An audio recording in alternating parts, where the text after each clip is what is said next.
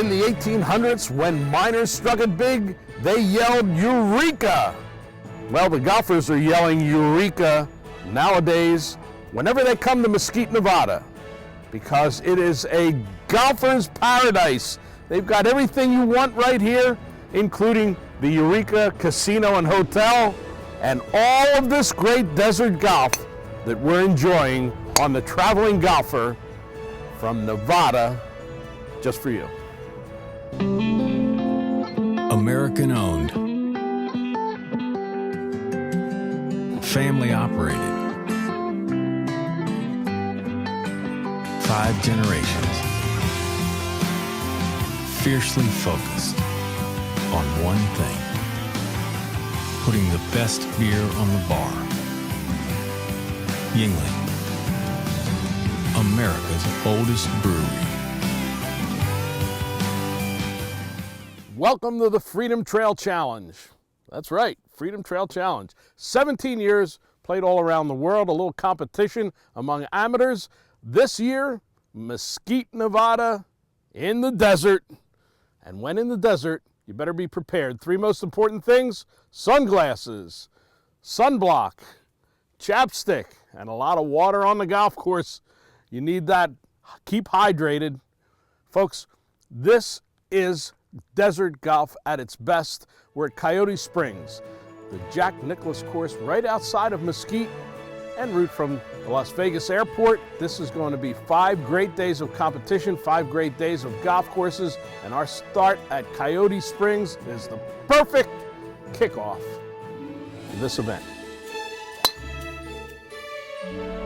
The Executive Director of Golf Mesquite, Cody Law.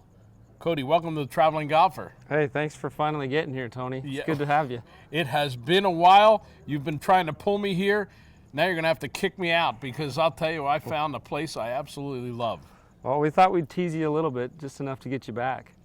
You know, Mesquite, 1 hour outside of Las Vegas, has all of the great golf without the congestion of Las Vegas. It makes it so easy and so close, unless you want to take a ride to Utah and play one of the great courses in America, Sand Hollow. Well, that's been our niche for years. With Golf Mesquite, we've got 7 beautiful championship resort courses, all within 2 miles of each other. Cody, one of the things that the people need to understand is the excitement you can get by coming out here, making birdies all day, and cashing out in the casino at night.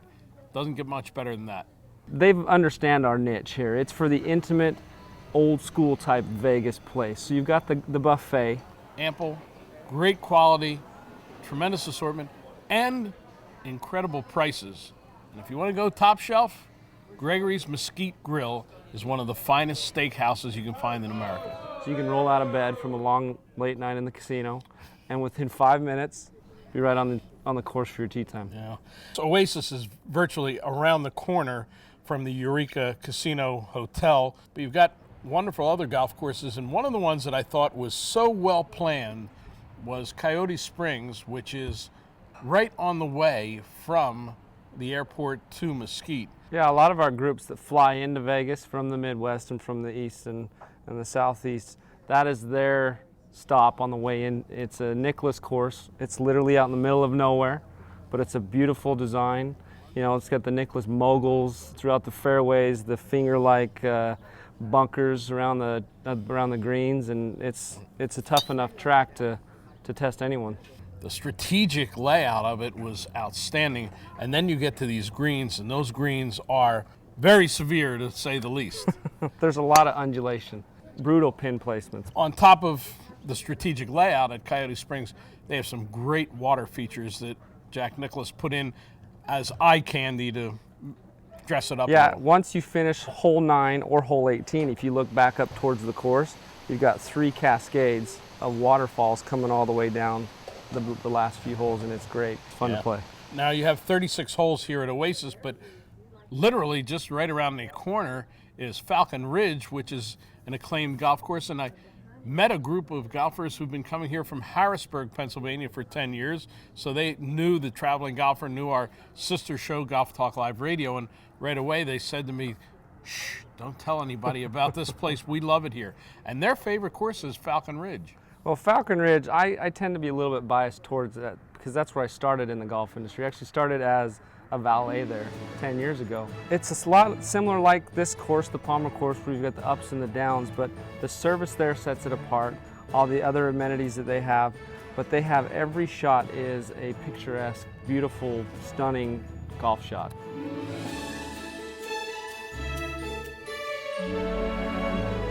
I've heard of scotch on the rocks, vodka on the rocks. Now I know golf on the rocks. The golf course at Sand Hollow Resort, we've got head professional Adam Jasperson. Welcome to the Traveling Golfer. Thank you. And we bring our little Freedom Trail Challenge out to see you here in Utah with incredible Zion National Park in the backdrop here. It looks like it's right there. It's 20 miles away, but it is an incredible piece of property here, and the golf course is now in its 5th year. Correct. After being voted one of the top new golf courses in America. Correct. That's quite an honor. It is. The original developers of the golf course picked a great piece of property to build this golf course. As you see, most people know in Zion's Park, a lot of the red rock, we have that red beauty, and to have the backdrop of the green grass up against that red rock is second to none. You've got a little bit of 2 different golf courses that designer John Fote built on this property. We do. The front 9, a little bit gentler. It's a desert style golf course. You have a few forced carries over the desert landscape, not bad. And then you move to the back 9 where you really get some beautiful vistas. Holes 11 through 15 are really our signature holes. The left side of all those holes is a couple 100-foot drop off into the Virgin River. Woo! Getting dizzy already. John Fote, in designing this golf course, his philosophy is that most golfers can play bogey golf and you have to work for a birdie. And Sand Hollow really proves that philosophy. I wanted to ask you about the sand traps here. The bunkers are, well, they're red. Tell us about that. They are. They're one of a kind. And that was part of the layout with John Fote. As you look back at a golf hole from green to tee, you will not see a bunker. But when you stand from the tee box back to the green, you see them all. And especially with our red sand, we use the native blow sand that we have out here. Blow sand, that's a new term for me. Tell me how it's a little bit different. It's not as dense as most sand that you find in a golf course. A lot of people find that once they learn to play out of our bunkers, it's an easier bunker to hit out of. You don't have to take as much sand and you can play it more like a natural golf shot. Adam, slightly different desert than we see in Nevada, not the big cactus, the prickly cactus. You have a lot of sagebrush. We do. Yeah, tough to get out of that? You know, again, you're dealing with the natural and native blow sand right underneath that sagebrush. It's not as hard to find your golf ball as you would think. So if you see your golf ball traveling into the desert, keep an eye on it. You can find it and you can usually play out of it similar to a bunker. Now, Adam, you have your vacation villas that you've already built here, but what's the vision of the entire resort as you develop the whole area here? There's going to be eventually 44 of those vacation villas that you spoke of. They're privately owned condos, anywhere from 800 to 4,000 square feet units.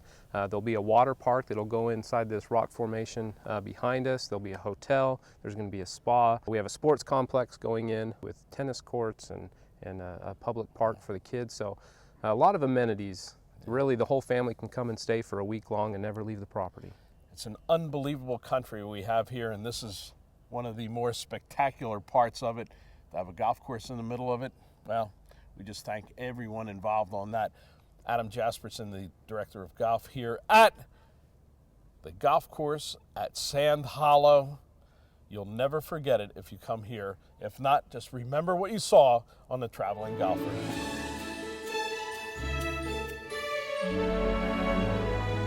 We're at Oasis Golf Club with Randy Tickner, Director of Golf Operations, here in Mesquite, Nevada.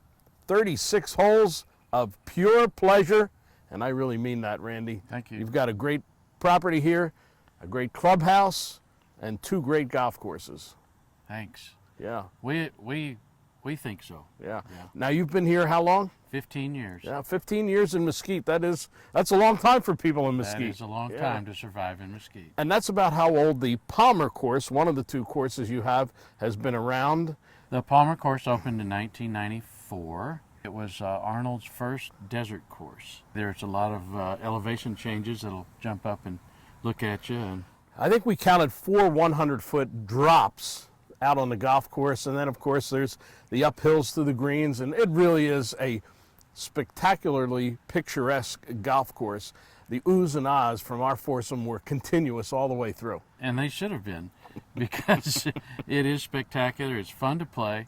We have about 170 members, and they say they never get tired of it. Yeah. So that tells you how good of a design it is. Mr. Palmer did not do the Canyons course. That has a little different pedigree. Yes, it does. The Arnold Palmer design team laid out the what we call the Vistas 9, which is now the Back 9, a couple years after they started building this course. And that course was built. It just kind of sat there. We found out that when people came to Mesquite, they wanted to play 18 holes. They didn't want to just play 9. So 7 years ago, we added another 9, and Dave Drzycki Design. He's out of Scottsdale, Arizona. Does it complement the Palmer course, and do people feel that they're playing a totally different course, or do they feel that this is an extension of your original project? Actually, it is different. It is a different course. The back 9 is kind of flat. There aren't many elevation changes. The front 9, however, is more of an extension of the Palmer course. So there are some elevation changes on it, and they're pretty cool. With all of the visual things that are on both the Palmer and the Canyons course here, some people might think, well, this was something that was man-made, but that's not really the case. They used a lot of the natural topography, isn't that correct? Yes, they did, and there were 2 holes where they had to do some cuts and fills, but other than that, it's pretty much natural. Yeah, I think that most of the earth moving was done just as accent stuff around the holes to sort of fill in the beauty around it. A great golf course and a great setting. The Palmer course especially was a lot of peril or glory. You can make birdies, and then there were those other holes. So there was something exciting happening all the time, and that's what makes golf so much fun. It is. There's risk reward all over the place. If you want to take the risk, you can get the reward. There you go. Hey, rewards in Vegas? Are you kidding? I'm all about that. Randy Tickner, the Director of Golf Operations here at Oasis Golf Club. Folks, this truly is an oasis in the desert.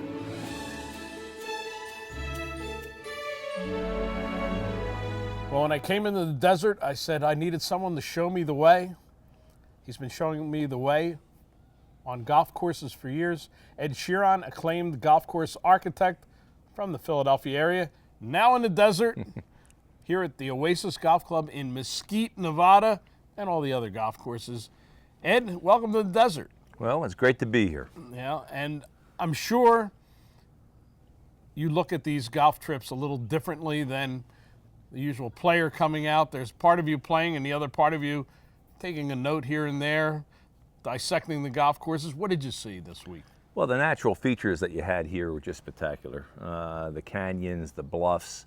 I mean, we're 50, 60, 70 miles from the start of the Grand Canyon, which is one of the most preeminently beautiful places in the United States, if not the world. That's right over the Virgin Mountains behind us. Right over the other side is the north rim of the Grand Canyon. That's right. And then the artistry really was situating a golf course in that kind of terrain. And they did a great job here. Yeah. You know, when you see that, you say to yourself, it's such rugged property. I think a lot of engineering has to go into building a golf course here, correct? Absolutely. If you didn't have modern earth-moving equipment, you wouldn't have a chance out here. But, you know, in the last 50 years with big caterpillars and engineering, you can fit them in, and it's a tremendous opportunity for golfers to come out here and experience really dramatic golf. As an architect, what you really want to have is a unique palette to work with.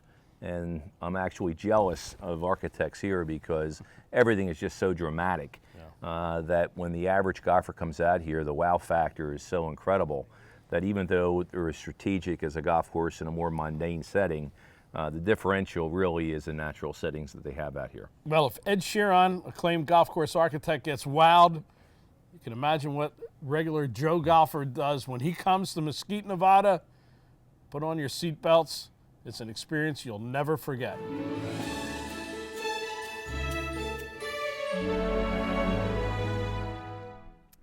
Well, we're at the Mesquite, Nevada Athletic Complex. Behind us, Well, we've got some long drive guys and some great players. Chad Klein, a native of Mesquite, finished in the top 48 in the World Championship.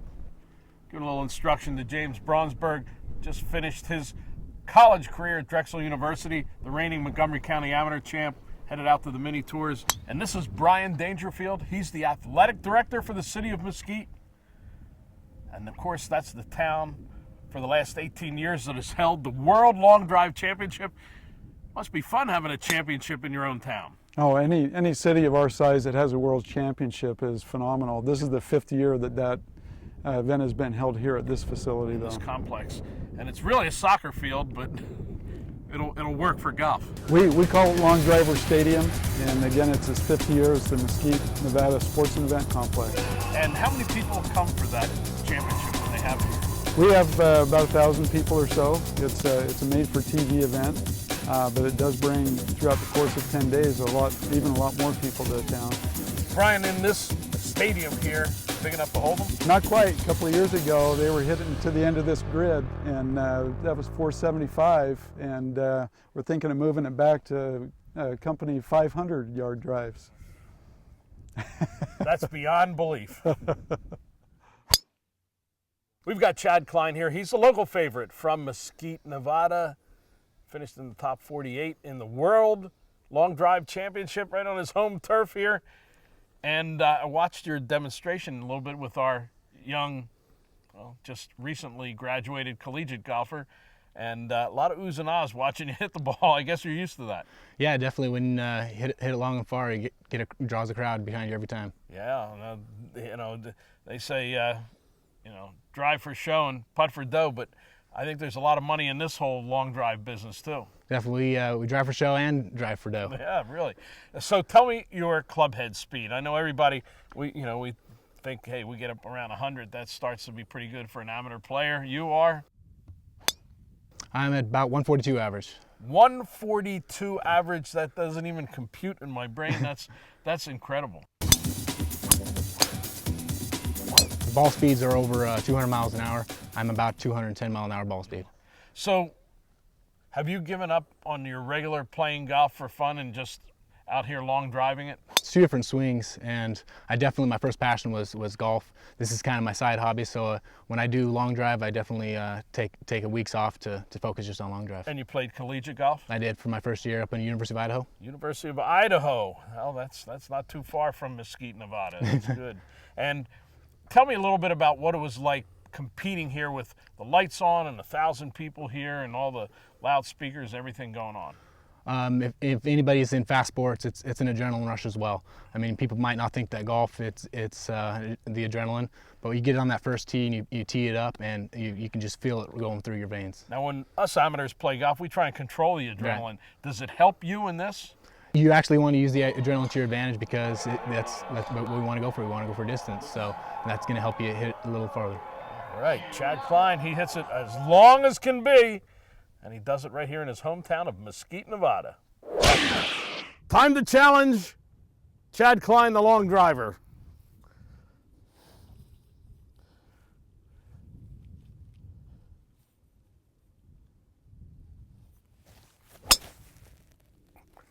Chase that, big boy. Pretty good.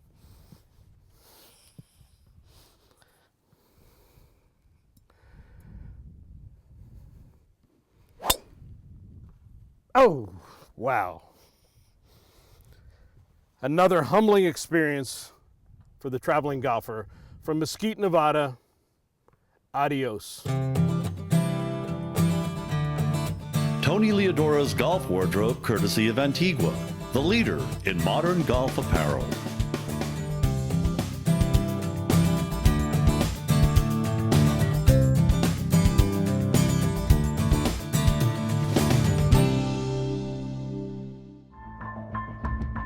There can be only one number one. One outperforms. One outplays. The one shot. The one moment that separates one from the rest. That's when one redefines distance. That's how one earns number one. R1, the one driver played by more tour pros than any other. From TaylorMade, the #1 driver in golf since 2001.